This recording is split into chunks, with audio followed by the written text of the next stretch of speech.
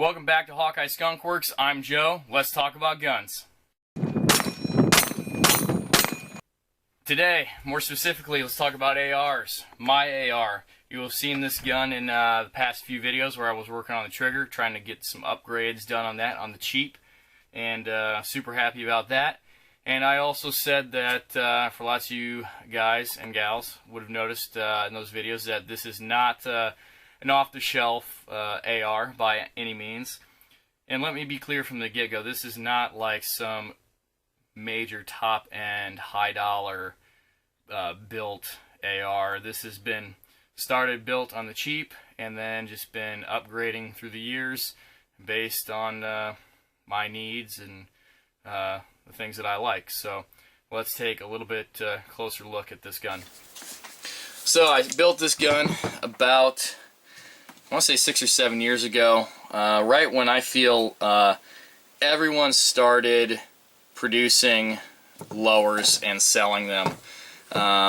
So my dad and I decided we were going to build a couple ARs.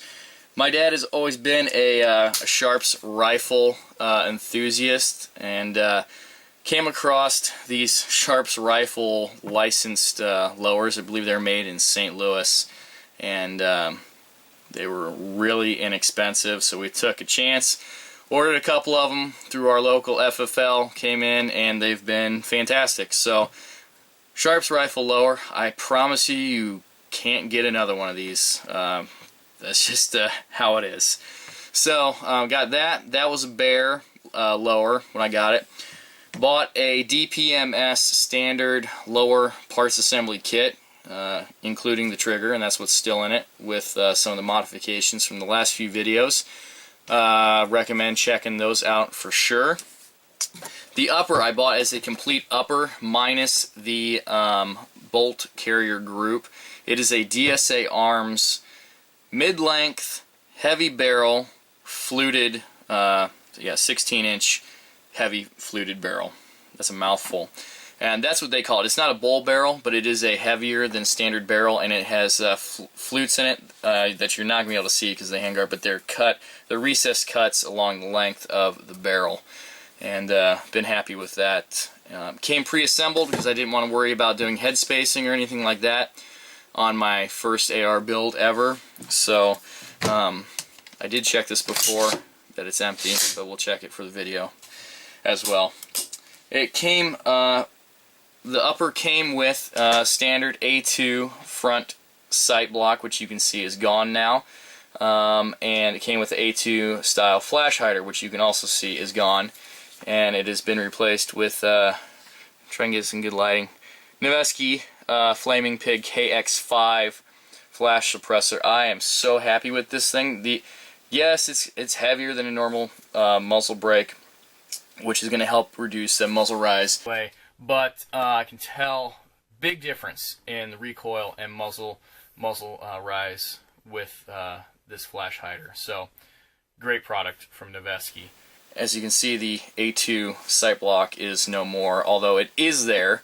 It's just been cut down with a Dremel to make way for this UTG Pro Key Mod handguard.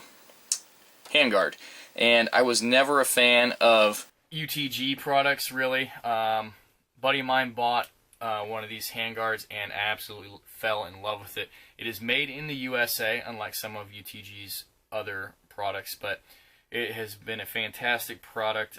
It's really easy to install with a few simple hand tools and armorer's wrench, vise. Follow the instructions. Great item there. They don't, if memory serves correctly, they don't come necessarily in carbine length, rifle length, mid-length. They come in inches, and you just get the size that you want. This is a 15.5-inch overall length, and it comes down almost to where the threads start on this 16-inch barrel. So, moving on, we've got a BCM front pistol grip there. I have a Viking Tactics flashlight mount with a nightstick flashlight with touchpad on the other side.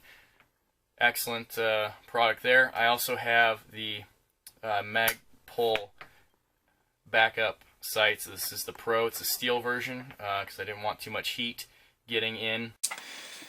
to the sight, polymer sight there, right above the gas block. Moving back, we have the Magpul flip-up polymer sight. This is not the airsoft one, it's the actual one for anybody who cares. We have Magpul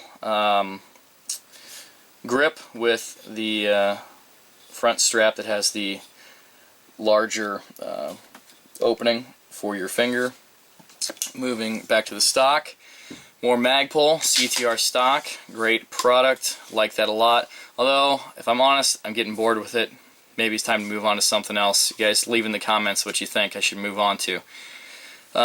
Lewis Machine & Tool buffer tube and hole buffer assembly, as long with one of their dual sling plates, even though I'm not using it at the moment. Just for the sling though, I am using a Viking Tactics 2-point sling. This is a really, really nice sling. A buddy of mine gave this to me, and I love it. Highly recommend this sling. With a Midwest Industries sling mount there on the key mod. Now, the bolt carrier group, I bought a pre-assembled bolt carrier group because, again, my first AR build. I just wanted to get one that was put together properly. It's chrome plated to help fight corrosion and dirt, because I'll be the first to admit I don't clean these as much as I should. So, other than that, this is a knockoff of a knockoff aim point. Got this because I was not sure what I wanted for optics. Still not really sure what I'm wanting. Thinking maybe I'll go Vortex, possibly in a +3 magnification, but not really sure where I'm going with optics yet. It's one of those things that's kind of a big purchase for me, especially since as you guys know, I'm not in law enforcement, I'm not military. I can't justify spending a huge chunk of change on an optic for this when I realistically don't need it. Don't tell my wife that I said that I don't need that, okay? I have to tell you, I'm really excited about the next video I have coming out.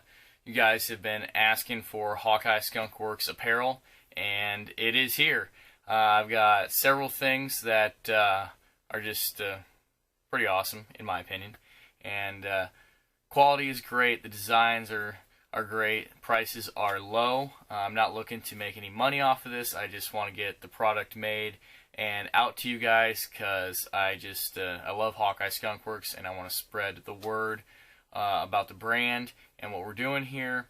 So make sure you tune back in for the next video, and you can actually set notifications in your YouTube. If you didn't know how to do that, there's a little bell next to the subscribe button underneath this video that you can click. That will let you know when that next video is live. Anyway, if you guys have any questions, please feel free to leave them in the comments below. Email me, hawkeyeskunkworks@gmail.com. Find me at any of our other social media outlets. And I can't wait to keep bringing you more fantastic content. So as always, thank you. Have a good night.